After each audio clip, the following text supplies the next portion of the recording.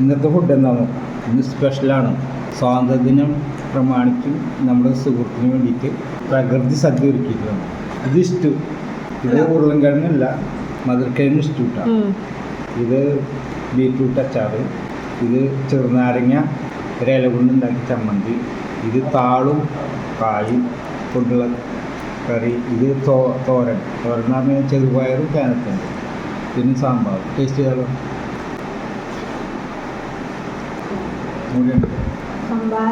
സംഭാരം, നെല്ലിക്ക, നാളികേരം കൂടി ഉണ്ടാക്കി. ഇതൊക്കെ നാളികേരം മെയിനായിട്ട്, കൂടെ പച്ചമുളക്, വേറൊരു മസാലകളൊന്നും ചേർത്തില്ല. പപ്പായ മഞ്ഞ കളറ് നോക്കാം, വളരെ ടേസ്റ്റ്. കറക്റ്റ് പാകം, മധുരം എല്ലാവരും.